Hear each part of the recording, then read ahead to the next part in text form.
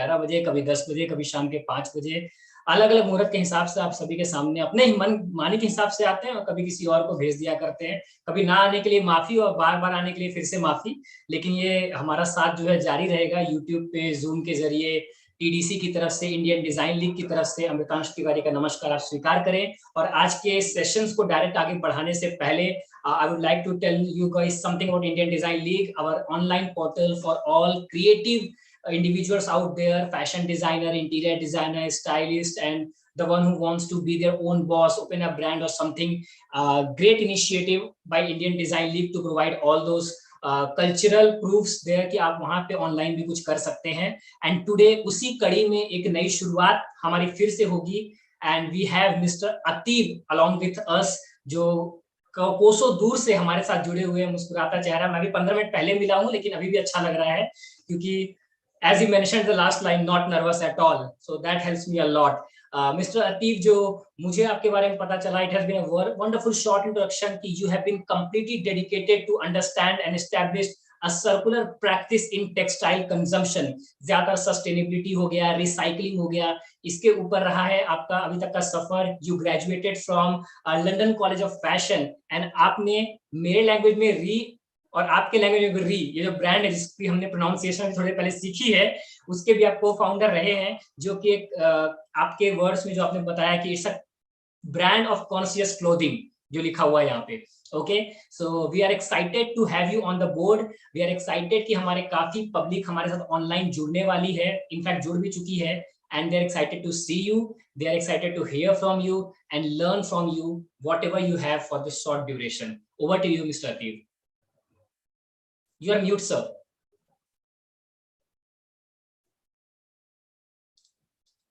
Sir, you are mute. Ateev, sir, you are mute. Sorry. Yeah, can you hear me now? Yeah.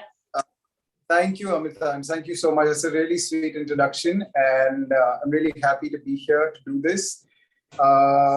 Sustainability is something that पिछले कुछ सालों से I've been very closely trying to understand it as a concept, as a practice, as a business, and as a way of life. So I'm really happy and I feel honored to share that here with you guys. I'll just take this on in the form of a storytelling. I think sustainability is not something that can be taught. It is something that we must share with each other. And that's really what I'm here to do. I'm just going to tell you my understanding of the story so that it helps everybody who's part of this conversation today. So I'll start really simply. I took up my favorite story to draw parallels for understanding really what this big word means. It's a word that's become really popular in everything, wherever we go, whether it's something new that we are acquiring or it is, I don't know, anything that we're consuming online as content. This word is really, really popular right now, and but there's very little understanding of what it truly means. So I wanted to demystify that a little bit. One of my favorite ways to do things is to actually kind of break it down in the most simplest story format as possible. So I'm using Lion King. I don't know, I'm hoping everyone has heard of Lion King, at least as a story. It's a childhood favorite of mine. Sorry. And if you recognize Pride Rock, that's really where I'd like to start this. So once upon a time, before everything began, we were really in harmony with nature. You know, there was no conflict. Everything was working with the cycles of this earth as it was determined and designed to be. It was a land of simple trade. Even in terms of trade, what I mean to say is that we're in a constant state of exchange with nature. You know, and in that you are nature as well. So I draw parallels of what Mufasa and Simba, as you can see, the two lions share. It's the idea of actually one giving to the other so that, you know, you keep being responsible towards the future that comes in. But, however, The twist in the tale is when you have someone who brings in more than what is required and therefore sets things off balance. I draw Scar, who's the villain of this story, as fast fashion that came into the cycle of things and kind of distracted the main character, which is Simba, and creates a sense of consumerism, which is turning everybody into the idea of a consumer, that if you don't consume, you don't get to survive. But that's a fallacy, because that's actually just a technique created to distract every individual from what they should be doing to be connected with nature. And while the consumer thinks that they are in the land of infinite possibilities, singing Hakuna Matata, which means there is no worries, what it does is it gives an opportunity to a few to actually offset this balance that we are trying to stay in with nature. And it leads us to a place where our earth is actually slowly dying. Sorry to be morbid, but I mean, this is not a truth that none of us know, but it is a harsh reality that we are facing because we've just kind of turned our back in some senses. But as happens in Lion King, Simba at some point realizes that he needs to get back to where he's from, because that's really where his roots are, his identity is, and that's where his nature is at. So, which brings him to a state of understanding that responsibility, which he was shying away from, singing Hakuna Matata, is actually the most important thing for sustainability, not just for himself, but for everyone involved, for his entire pride, for the entire ecosystem that surrounds that pride. So this is a bit of a nutshell of what I'm going to actually talk about today, just using a fun way to kind of break down a bigger concept, which is sustainability. What I'd also like to start with at this point is how we got here. Why is sustainability so important? More than even what it is, why is it that it's so trendy right now? Why is it that it's so present? Why is it that there's so much focus on it right now as opposed to maybe even 10 years ago? I think I find it easier to answer questions or to find my role in the state of things if I'm able to understand the why. So I'll start with that. I feel the biggest sort of intervention that happened was the human instinct and the human need for exchange that kind of meddles with nature. So while we're in the natural order of things and we're enjoying things as they are, we're the only species that feels this inherent need to exchange. Trees give fruits, they take water from their roots. They don't feel like they're solving some higher purpose. We are the only species that thinks that we have to solve some higher purpose from everything we give or take.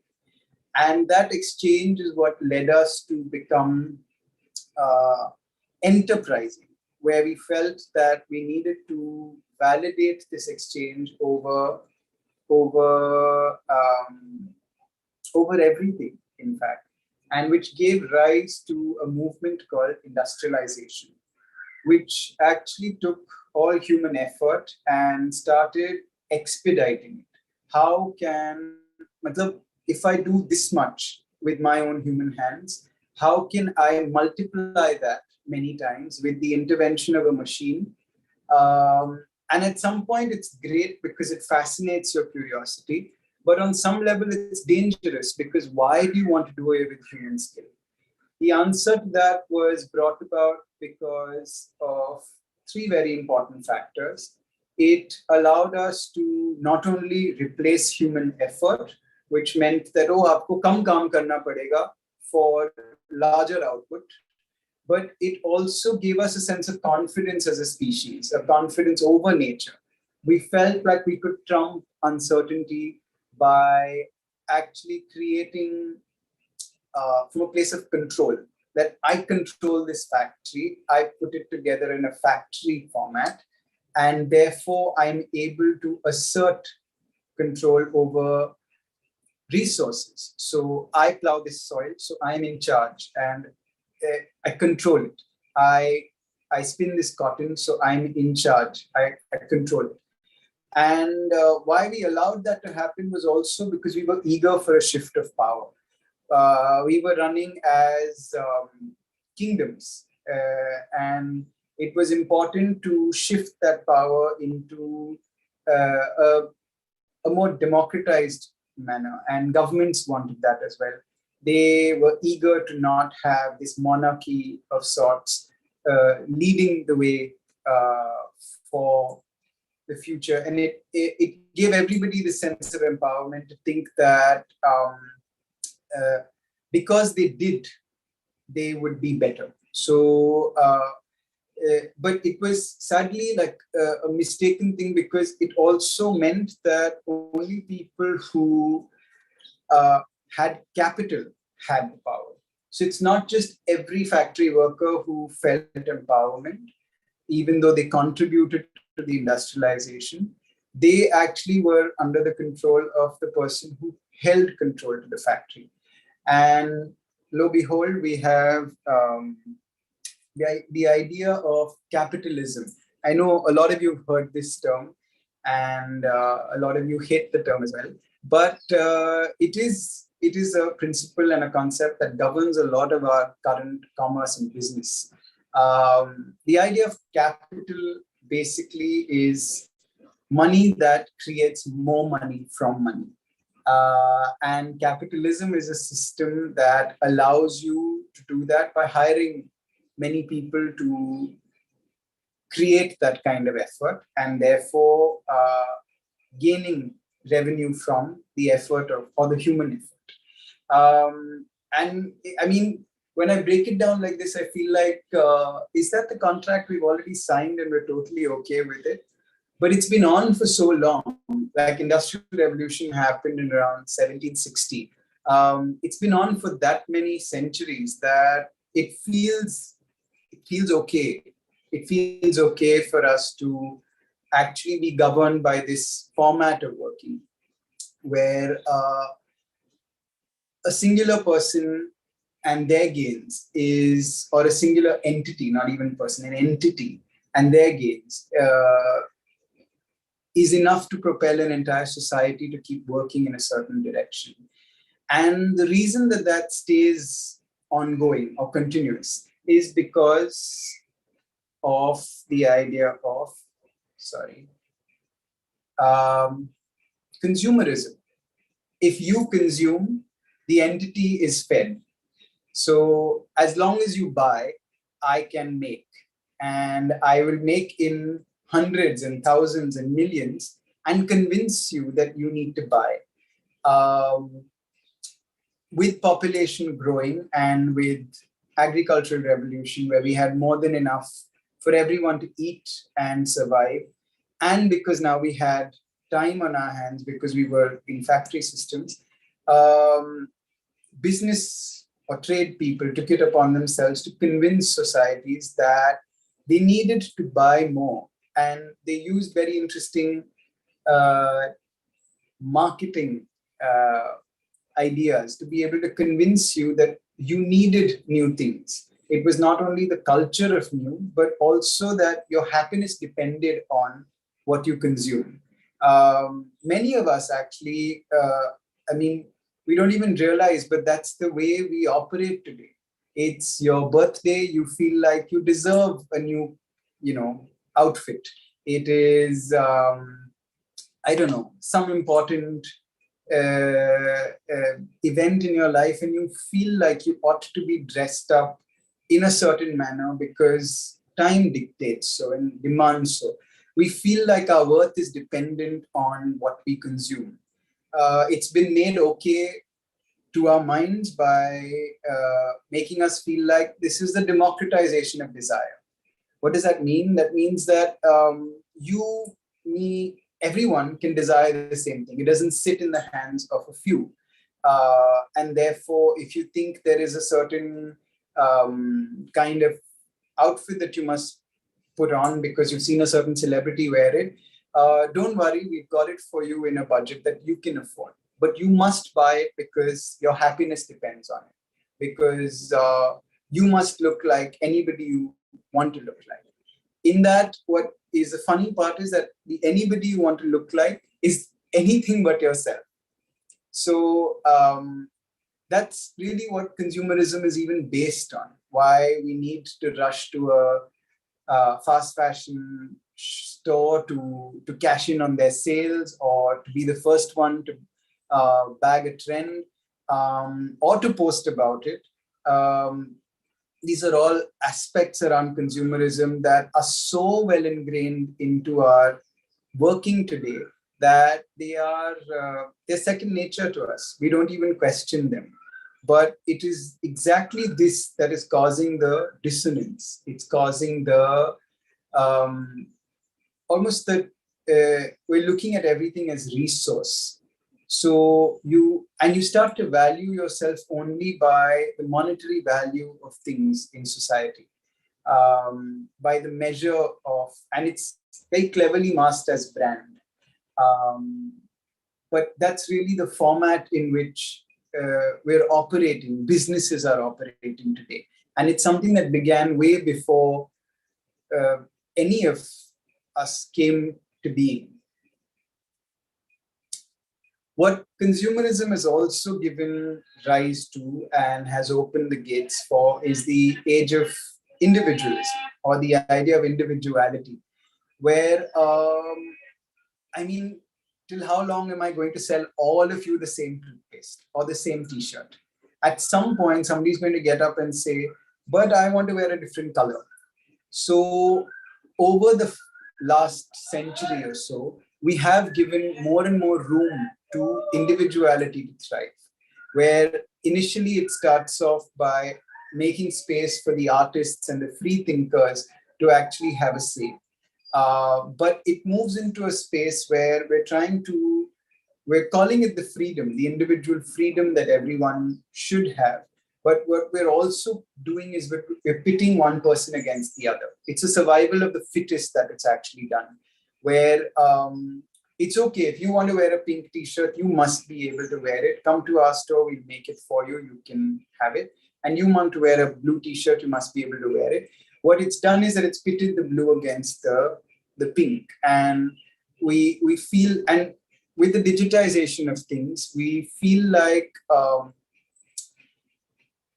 every desire of ours is valid, and as it should be, but it sits in such a small bubble that it refuses to connect with an ecosystem that's bigger than its own bubble. So I think I'm sitting here and I want to be able to acquire X, and I feel I'm valid in acquiring it just because I have love for nature and I'm vegan and I'm doing right by everything else. But if I just stretch my entire need for something across a larger circumference, across a larger spectrum, then I realize that I'm not just in an isolation. Is my need that valid? Without putting unnecessary guilt, but actually putting some serious curiosity in it. Like a lot of us have stopped wanting straws at fast food or any kind of food establishments. It has come because there's a larger awareness that's coming that maybe plastic straws are bad because there's a turtle out there that has swallowed it and therefore, its life is at risk. But it's those awarenesses that we need to get across our entire individuality so that we don't question ourselves, but we question the consequences of what we do. Because what we are doing is we are competing against one another. And where that's leaving us is we're feeling insulated. Like, it's cool. I watch so-and-so show, you watch so-and-so show. It's absolutely fine. But in some manner, because there are larger entities working behind us, they're also pitting our preferences against somebody else's. So you gain mileage in a social or a digital context if you are following something that's popular, or that belongs to a community that's larger than X. You feel like you belong to something more, which is also why we're seeking community.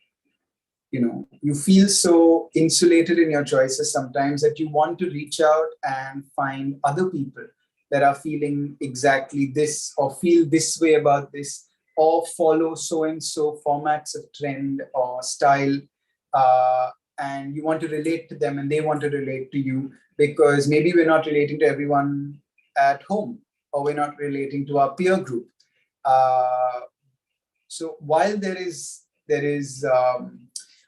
so much excitement and abundance in the fact that the world is shrinking because I can connect with someone sitting miles and miles away and we realize how similar we are, we're also feeling more and more insular in the fact that only that person gets me and nobody else around me gets me, because they're so starkly different from me.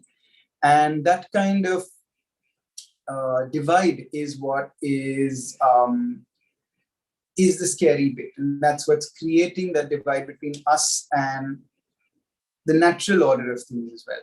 Because while there's infinite choice, like, it's exciting. I can be anything I want to today. I don't have to wear a white t-shirt. I can wear a blue, I can wear pink, I can wear yellow, I can wear neon, I can wear metallic, I can wear anything. That infinite choice is also scary sometimes, because it means that every decision needs to be worked out from a place of genuinity and a place of real principle. But that original principle is lost if we're not connected to the natural order, which most of us are not. I'm coming from probably a space of rebellion. I don't want to wear yellow because my everyone around me wears yellow, or my elder brother used to wear yellow and I want to be different from him. That's not principle enough, if you get what I mean. I'm just bringing awareness to our choices. Bear with me. What it's also done is it's opened room out, because of this long drawn conversation where we're actually finally coming around to a point where we're realizing that all of these options are kind of limiting.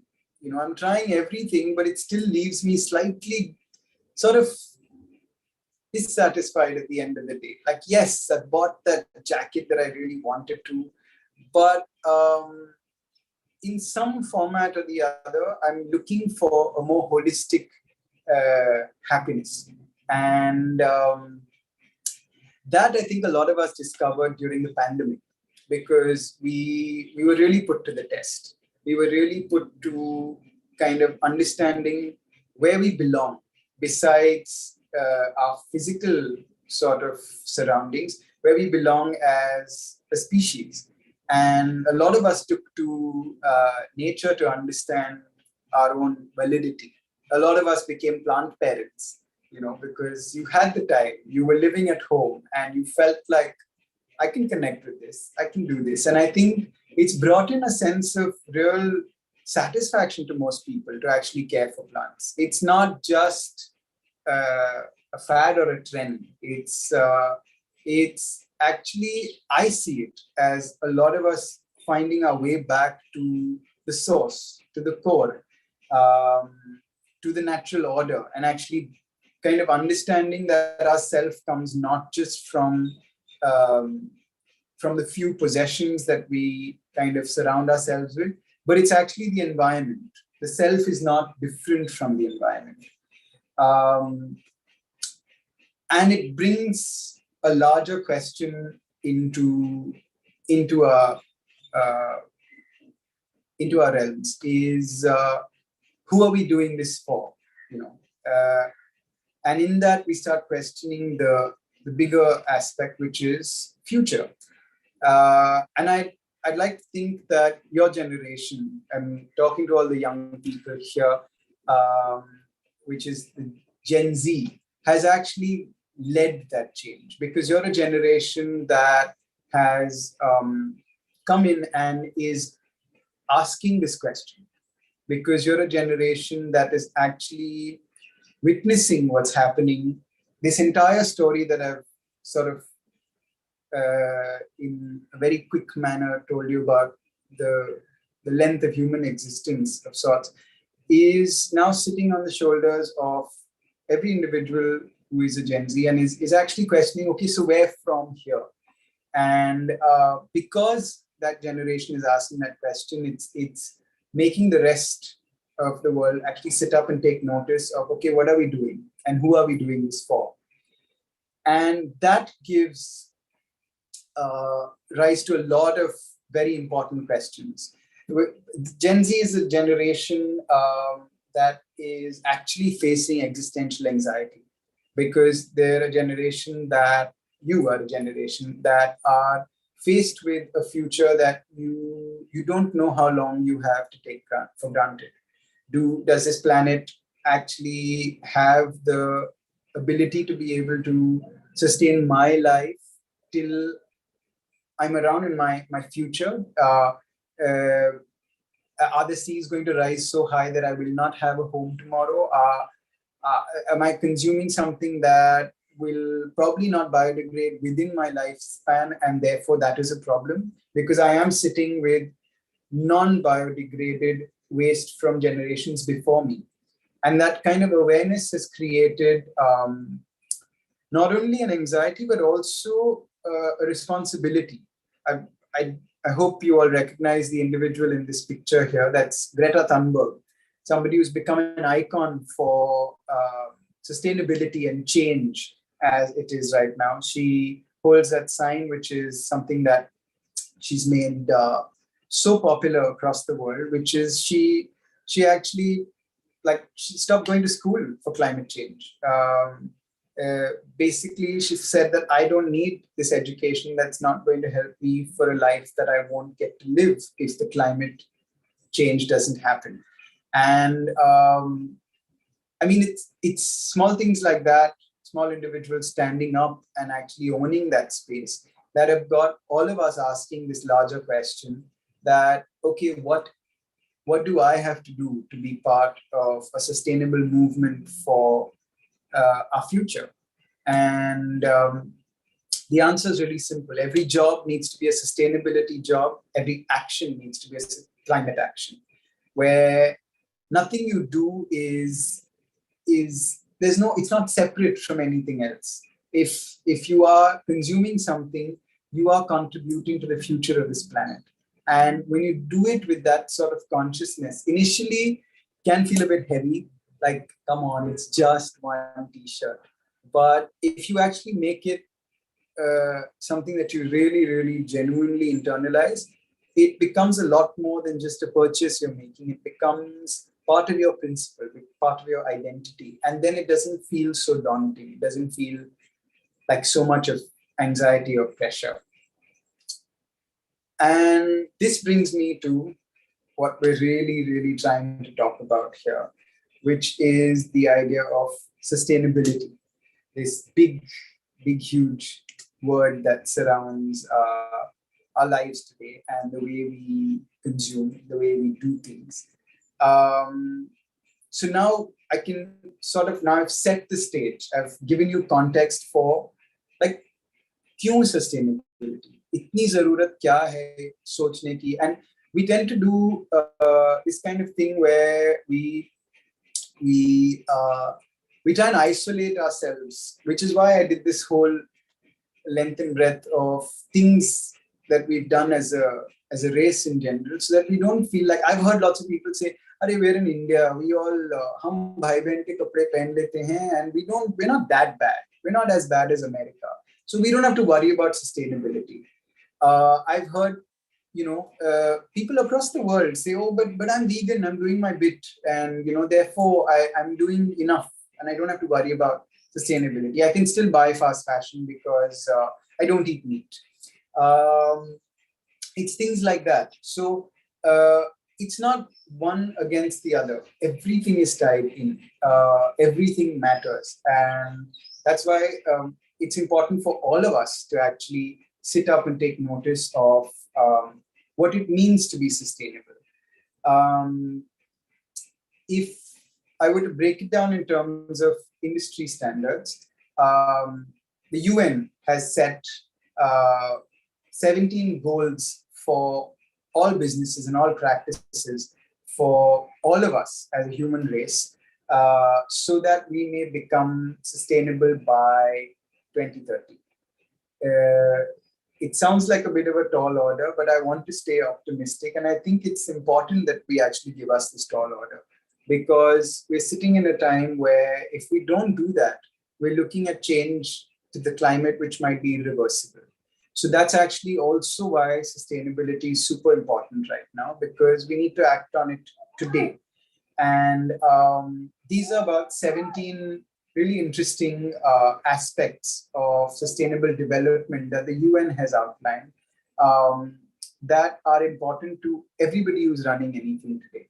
So if I run a business, it's important that I'm ticking, hopefully, all the boxes in.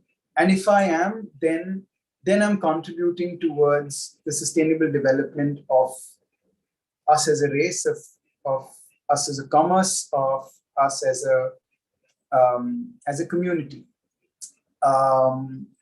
So that's one. You can read all of these up there.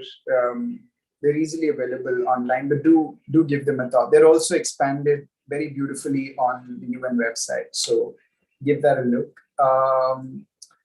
The part that I'd like to focus today's attention on is our entire textile consumption, where yes, there's sustainability in so many aspects of our life that we need to focus on, but it's the clothes that we put on our backs that are also a huge part of that entire conversation. And it's textiles which make up these clothes. That is an industry that has been around for so long, and is losing meaning because it's losing its importance in trend and color and what have you. Textiles are actually the way that we tell our stories as a humankind. And being able to give value to textiles is what allows us to give value to our own cultural understanding of things. So which is why recycling of textiles is super important, I feel, because otherwise we're following this kind of linear pattern. Kharido, use karo, phenko, and then naya kharido, use karo. It's like you just keep going on and on one line. But when you think about actually bringing things back to where they started, जो आपने खरीदा है, use करो और इतना use हो ताकि उसकी lifespan is extended to its maximum. And then अगर उसको फेंकना भी है, and if you have to discard it, or then it should never be waste. Can it go back and still become exactly like everything else in nature? And textiles were actually designed to be that. Your biggest example is your cotton sari. It's like, speak to your mothers, your grandmothers. It's a garment in the, I would say, in the Indian household, primarily, that has been the most sustainable garment over time.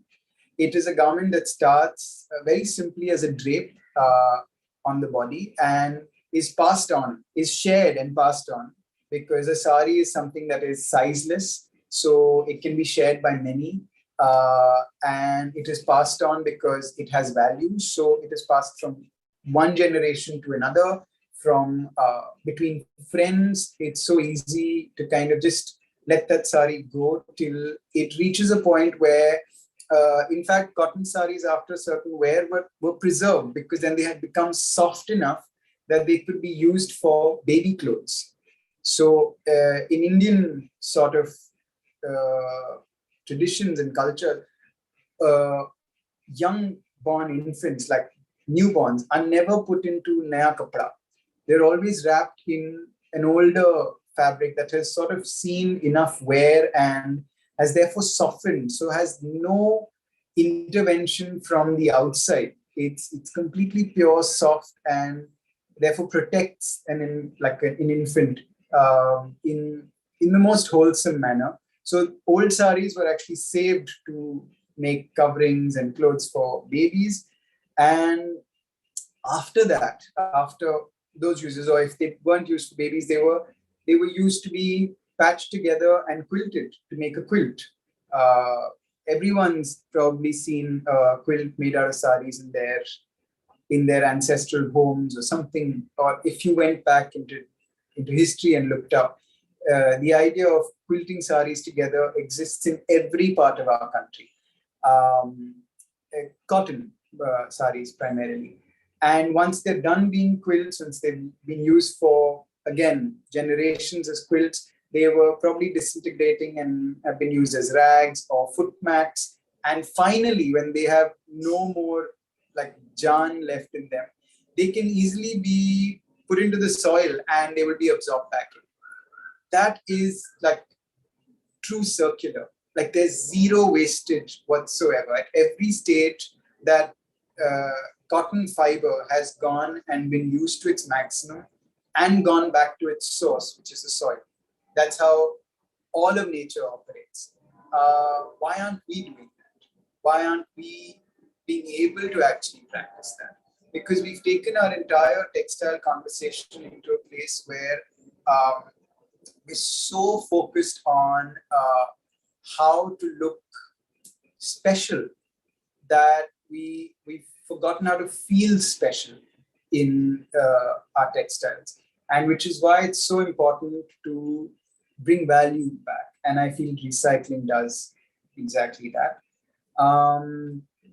Just to sort of explain where textile recycling comes from, a lot of people say it's a first world problem, that it's the problem of the West because they use so much. They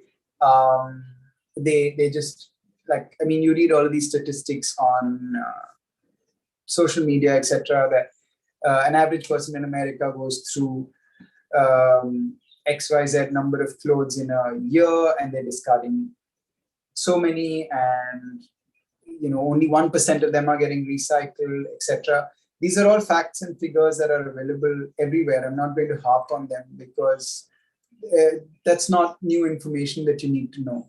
But what's also happening is that it's becoming a split where it's just, no, that's a problem of the West. They are the ones who are not, using things well enough. But as long as you're buying fast fashion, you're playing into the same problem, one. Two, all of that textile waste that is coming in from the West is actually being recycled only in countries in the East. India is one of the countries still that is buying textile waste from the West to be able to recycle it, to make new things out of it, and actually then use it in the market or make something of value to send back into the export market. China stopped buying waste from the West anymore. We're still buying. So it becomes a whole world's problem. It's not just one part of the world that is at fault or can be called out for it. It is all of us because we're playing into the same issue. What really happens when textiles are sent to get recycled? It's a really interesting format. So as you can see, there are piles of different colors. So textiles have to actually first be sorted, which currently is being done entirely manually. It's human sorting that is happening. There is not that much that machines have been able to be trained to actually sort out fabric. And when I say garments, when I say sort, what I mean to say is that it's not just color. Color is easy to identify. So put all of the red pieces, like red clothes in one pile and put all the blue. But it's even while you're sorting it to be able to understand materiality. Is this cotton?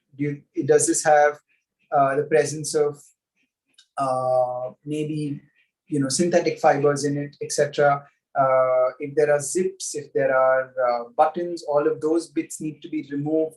If there are hooks, they need to be undone. So pulling away all of the hardware and leaving behind just the textile bits. All of this is done primarily by hand.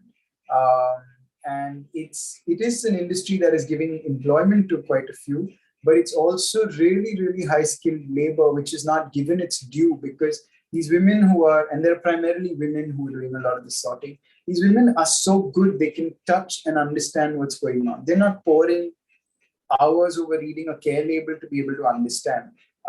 There are problems within that as well, but we'll not go into everything. I'll never finish this session. But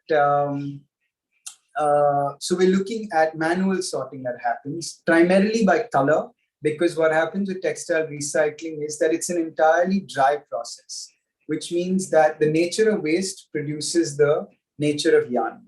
So if you get blue color waste, you will get blue color yarn. There is no dyeing involved in between. It is an entire dry process for most recycling of textiles, most of post-consumer textiles, as we call it. So anything that has had its lifespan fulfilled on a person's body, so it has been consumed by a consumer, post-consumer, becomes post-consumer textile waste.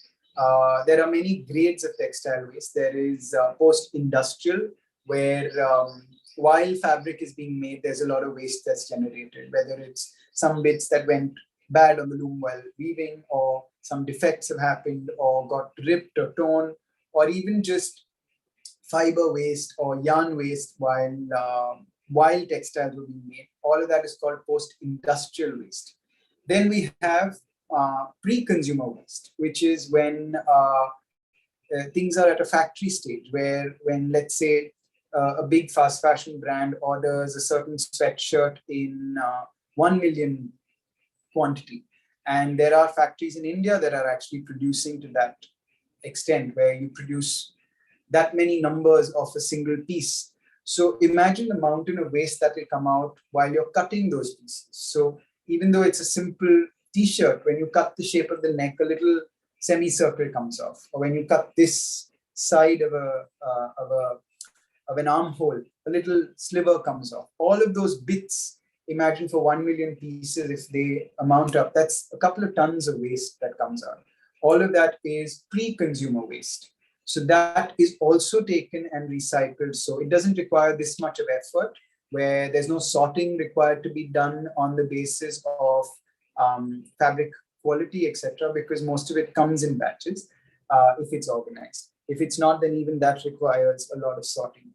And once all of this sorting is done, it goes into a space where it can either be upcycled or it can be recycled. Upcycling is where we're taking the same thing and we're just elevating its, how would you say, its role. We're not actually breaking it back down to its original format to reuse it in the entire consumer chain. So I'll make it simple, that we could actually take waste fabric and cut it into shreds, into like patla pattis, and weave those pattis together to make mats like this, which you must have seen dime a dozen. Go to your regular, sort of market, and there are mats that are available like this. These are all recycled mats. They're made by older fabric being shredded into pattis, woven, and we can use them as a floor mat. Therefore, if it's dissected further, if it's not, so this is upcycling of that same, or you can, like a lot of DIYs you might have seen, where you can convert like an old shirt into a skirt or a dress or something. All of that is upcycling, where you're still not changing the nature of something back into raw material. You're just changing its use case. So it's not an old shirt anymore. It's become a rug. It's not a old jacket anymore. It's become a bag or something like that.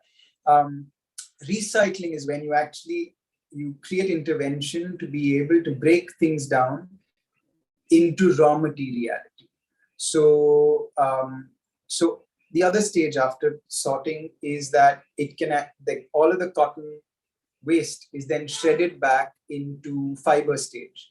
Think of it as a large paper shredder.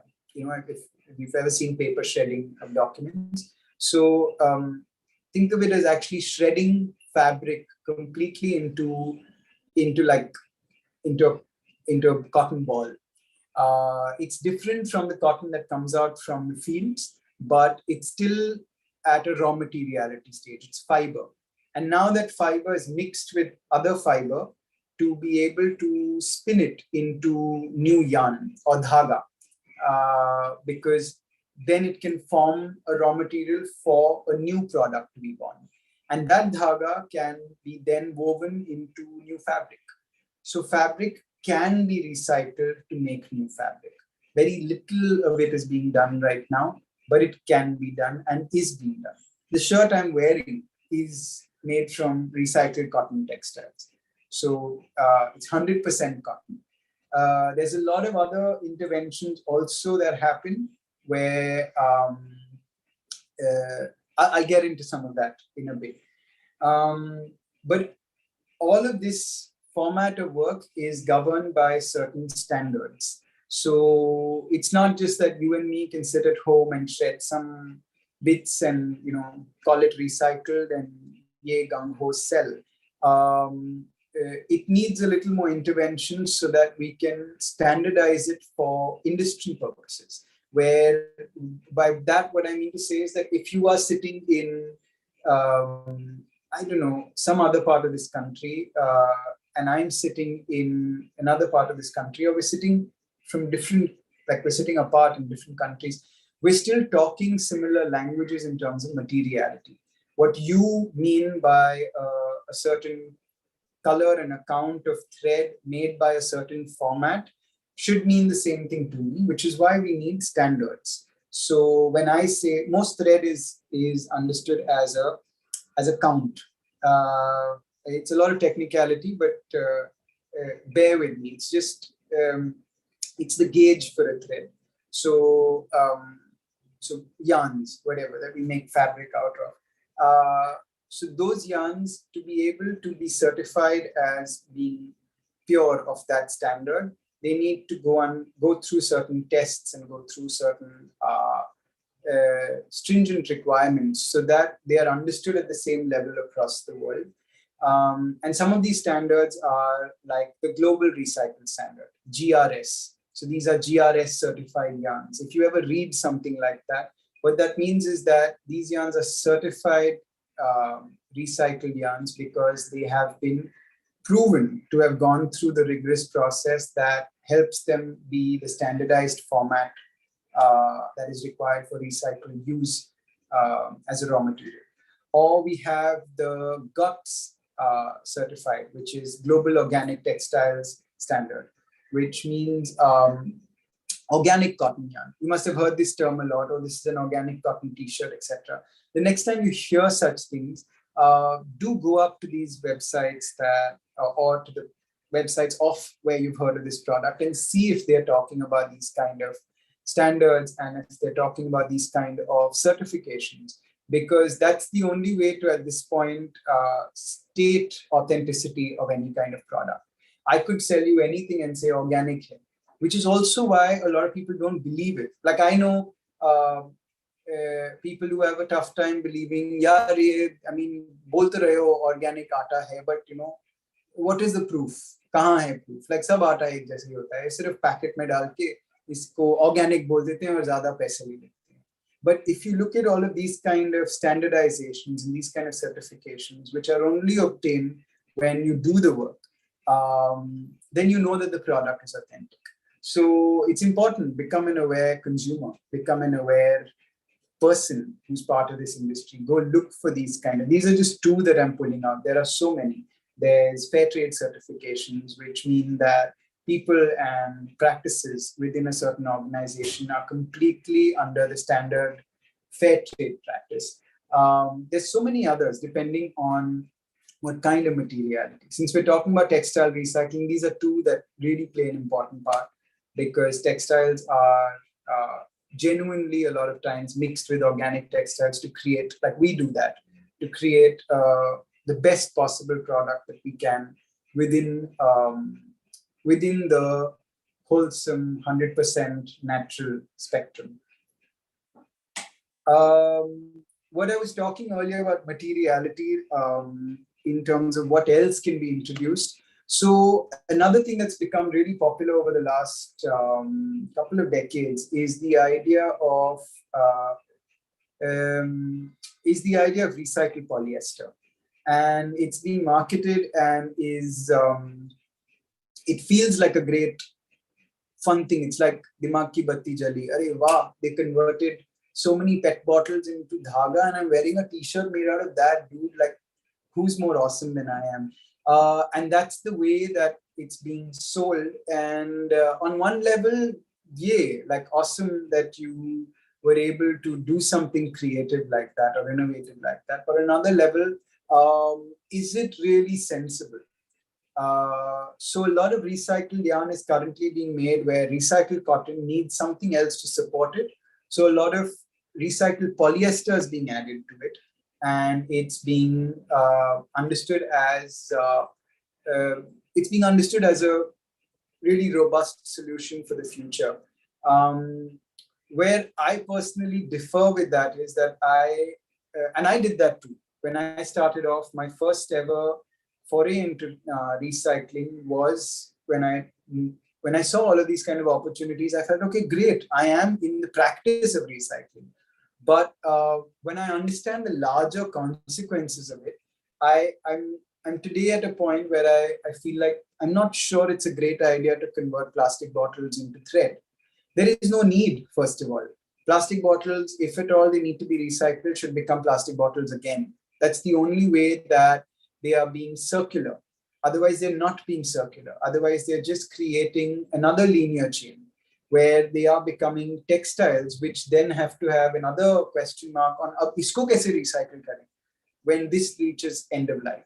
And to be honest, we've not developed that technology, or it's not popular technology yet, that we know how to make recycling possible for garments that are made out of a combination of polyester and cotton at this point. So also the reason why I don't support a lot of this innovation of converting polyester or converting plastic into yarns is because what actually happens when you use polyester is that it creates microplastics, which means that polyester dhaga, every time you wear it and every time you wash it, it sheds micro bits of plastic. Micro bits of polyester dhaga are in the air, are in your water stream every time it's washed, and that's pollution. Where is that going? That's going to pass through, sadly, our washing machines and our waste systems do not have filters for this kind of microplastic pollution. Nobody thought of it. Nobody thinks it's important still. And every time you wash a polyester garment, there is a pretty decent amount of polyester waste that is coming out that goes into your water stream and goes directly into the water bodies, or goes and settles into our soil where this water percolates. And basically what's happening is we're covering the oceans and our waterbeds with a layer of plastic. It's happening. I mean, you've all seen those forwards going around that, we all contain a credit card size plastic amount in our body, etc., etc. Fish have plastic in them. Where is it coming from? It's coming from this. It's coming from our consumption. So if we realize that, then why would I make recycled polyester yarn? I mean, I don't see any good sense in doing that. So it's these kind of things that you have to inform yourselves about within the space of recycling. And these are only things we're going to be able to learn once we do. It's a trial and error, because everyone's making honest effort to innovate, to come up with formats to be more sustainable. But we also have to be open to the idea that, okay, some of our solutions might not be 100% correct. They might not, what's true for today needn't be true for tomorrow. So I might think that, okay, I've cracked it, but it might actually not be a great idea. And I'm open to that. I'm in a constant state of exploration. Even though I say I'm working in sustainable fashion, I don't have all of the solutions. I mean, I might realize that I'm doing something wrong tomorrow. That doesn't mean I'm going to shut shop. It just means that I will try and do better whatever I thought was already good. Moving on. One thing that we can do as individuals, and this is an interesting product that you should look up, is a guppy friend bag. So this is probably the only short thing that is out there that can save you from microplastic pollution that your clothes are causing, is if you actually bought this bag. It's available on Amazon. You can look it up. It's called Guppy Friend. It's right there on the bottom right corner. These are really interesting polyamide bags that if you put your polyester clothes into and you wash them in the washing machine, they would trap all of the microfibers in them and not let them get into the waste stream, which you can then responsibly take out of the bag later. You'll notice it's a very small amount. You might actually think that what you're doing, but trust me that every little bit counts. And you take that out and you responsibly dispose it in your dry waste. And that can be done. So on an individual level, it's these kind of practices, the same as not using a plastic straw. Investing in these kind of formats of consumption so that you become more responsible with everything you're doing. Then, of course, there are other questions that sustainability poses, which is what is the human cost of everything that we make? Is it, I mean, there are human beings who are making this quantum of fashion that we want to consume, and they're being paid wages which are not actually fair. If they were fair, then we wouldn't have to make it across different parts of the world. And do we need to consume that much is a big question. I'm not going to answer these questions. I'm just going to pose these here as a way of wrapping up this session, because that's really where I want all of us to direct our thoughts, our energies into understanding how, I mean, we're all asking this question, what is sustainability, right? All of this is sustainability. Becoming more conscious about every aspect of what you do is sustainability. Becoming aware of who is making your clothes. Where are they being made? In a factory in Tamil Nadu, in a factory just 2 blocks away from where you live, or in another country? Is my clothing coming from China? Is it coming from Bangladesh? Is it coming from Italy? Becoming responsible and aware and understanding what the ramifications of that choice are. That it's not one is good or bad. It's about knowing what is good for you, what is good for the community around you, and what is good for the larger environment around you. How soon or how often must I consume clothing that is made from a country where it has to be shipped into me over so many leagues of cargo, which is got its own carbon footprint? When honestly, like in India, we sit with opportunity. Like I could go to a tailor down the road and get something made. If I really needed, something that expressly. So one solution over another, asking yourself those kind of honest questions. Then other kind of questions where is secondhand really sustainable? I'm not opposed to the idea of secondhand. Believe me, I support every thrift shop there is today. And I think it's great that, a lot of young people are choosing to thrift rather than to walk into fast fashion stores. I think it's a good way, because it's actually creating systemic change in fashion, where a lot of brands are beginning to realize value in reselling their own products. And there are lovely initiatives out there.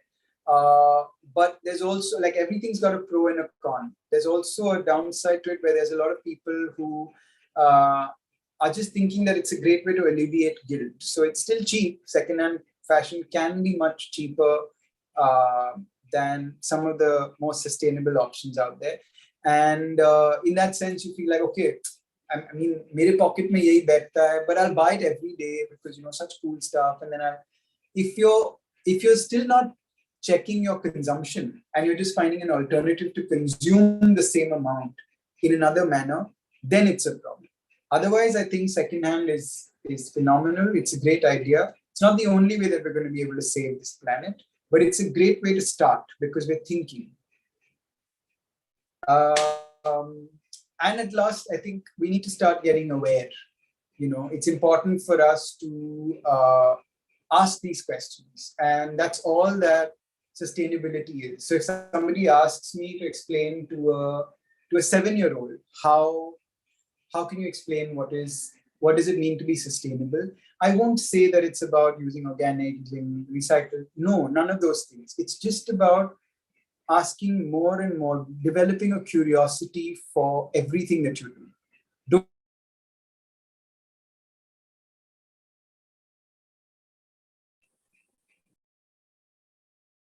Hello? Hello?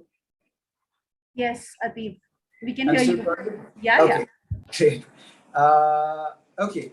So I suppose that's also a lot that I've said, but I'll just end on this note that it's about becoming aware. It's about asking the questions, getting curious. That's all sustainability is about. I don't think just by each of us deciding to wear organic cotton t-shirts, we're going to change the planet. But by each of us deciding to wear organic cotton t-shirts because we've become more aware of what is the impact of an organic cotton t-shirt, and we've become more responsible towards consuming things so that we don't feel like we need 100 organic cotton t-shirts to satisfy our needs. That is true sustainability. A state of existing without the fear of trends, without the fear of market pressure, or without the fear of cost factor, without the fear of what you're doing to the environment. Because I think guilt is the worst format to use to sell things. And I think a lot of sustainability is being sold in the format of guilt. It's like you should feel bad about how many t-shirts you buy, and you should feel bad about buying fast fashion. It's not just that. It's about, like, get yourself a little more aware now, and then go and buy whatever. So if you think that you're going to wear a fast fashion t-shirt for its entirety and for your entirety, and you will do justice to it, and that's why you're picking it up, by all means, go buy it. I'm not saying that every fast fashion brand needs to shut down tomorrow. No, I'm not opposed to anybody. I don't think we need to be. But I'm trying to bring all of us to a point where we think a little more consciously about what our choices do. And that consciousness is what's going to help us be conscious consumers, and therefore be part of a more sustainable setup. I think that is pretty much what I have to say. Thank you. I've got a few questions. I'm going to take these up as I go. So there's Aditi who has asked, what makes a material sustainable? Okay,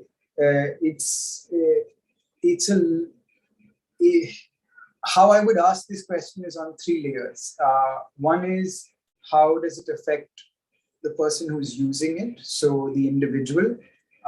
So in that sense, a material is sustainable for me because it works for my body. So I have to ask the question, what works for my body? If I live in a tropical climate like India, cotton works perfectly for my body. It is great for the heat. It is great for the cold even. It is a fiber and a fabric that is most temperature suited for where I live. And then, of course, then you start asking, okay, what else does my body need? My body doesn't need, any harmful dyes. So maybe that's why if it were natural dye, it would be kinder to my body. So you ask such questions to be able to understand how it works for the individual. Then you try and answer how it works for a community, which is beyond that individual. So if it's a community of tailors who are making that garment for you, a community of weavers who are weaving that for you, or a community of farmers that are growing that fiber for you, is it sustainable for them? Is it making sense to them for you to be part of this consumption? And so if there is a fabric that is using a lot of toxic chemicals and huge intervention of chemicals in general to be generated, it's not a great idea for all the people involved who are in the supply chain of making that fabric, because they're being exposed to that, and that's not fair. Or if it's a format of making that material that is unfair. So if people are being forced to make it under pressure and are not being paid fairly to make it, then that material is not sustainable, even if it is the nicest cotton that feels the best on your body. And lastly, and most importantly, is how is it sustainable for my environment? So then you ask the question that, okay, like a lot of people say, cotton is unsustainable because it takes so many resources, so many liters of water. All of that is right, but that is only by comparison. That is done a lot of times to prove comparison of other fibers. So to say that, okay, a certain synthetic fiber is better because it takes lesser resources. Yes, but I wouldn't look at it in that much of an isolation. I'd look at the larger picture. Cotton is actually heavier on the planet only because of the overconsumption of cotton. If we didn't grow cotton in the large quantums that we're growing it today, it would not be that heavy and leaching to our soils. We don't need to grow that much cotton. We're growing that much cotton because we have that much of consumption. If we consumed more responsibly, you bought better cotton and you bought it not 500 times in a year, but only 5 times a year maybe, or even lesser, because you don't need that much. You would grow lesser cotton and therefore you'd grow it responsibly. Because it is actually the kindest to our bodies and to the soil. There are other fibers, don't get me wrong. So, but if I had to put a check on anything for sustainability, this would be my threefold check: the individual, the community, and the environment. I hope that answers your question, Aditi. I've got another question that says, is sustainability going to stay as a fashion trend? Well,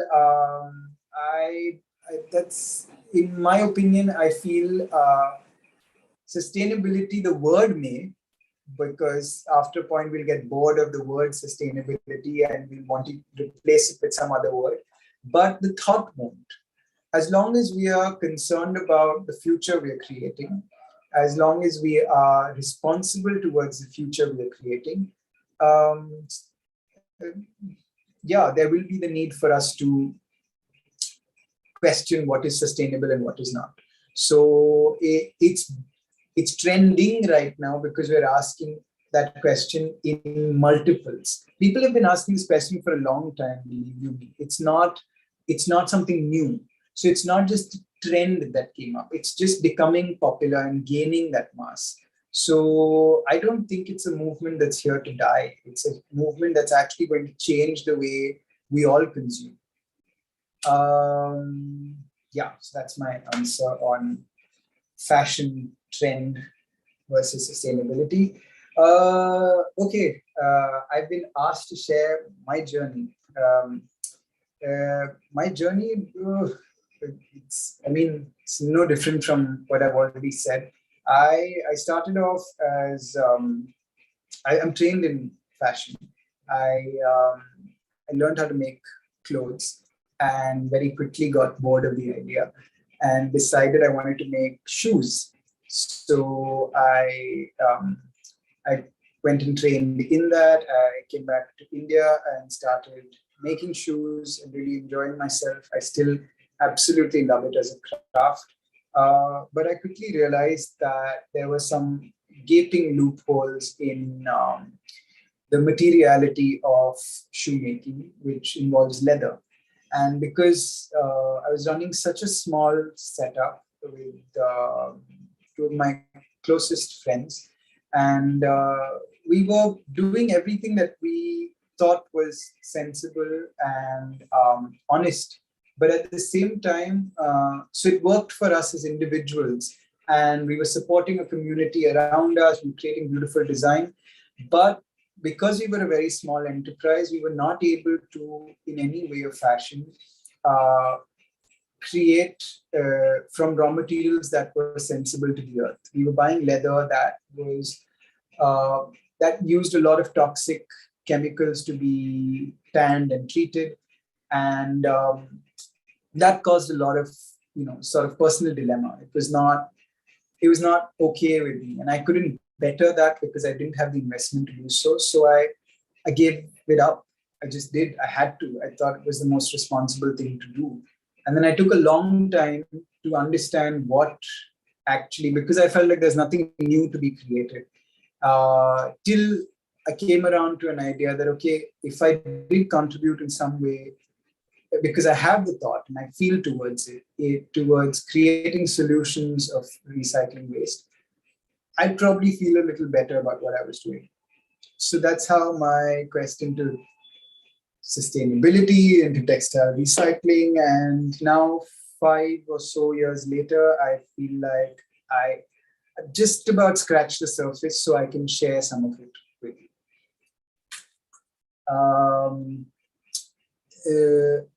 I've also got another question that says, how can I depict sustainability in my portfolio? By practicing it. You have to show practice of sustainability. And practice does not mean that I need experience. We're not talking about years of doing something. It's about actually being able to engage with the materiality. So if you are curious about sustainability, then start asking the questions on, and there's so many. I just showed you one small little part of sustainable practice, which was textile recycling. There's so many others. There is innovation, there is conservation. So if you felt like you could contribute anywhere, like I have students who are really curious about materiality. There are students who have been experimenting with what is innovative material that may actually biodegrade, and how to craft that. So whether you're making it from food waste, and would we want to wear something like that? So just that kind of exploration is great. Or even just, trying to figure out what nature does to certain textile, and therefore being able to respond from that point to design. That kind of conversation, if you start having in experiments that you're doing, is brilliant stuff for portfolios. I would love to see students and that is sustainability.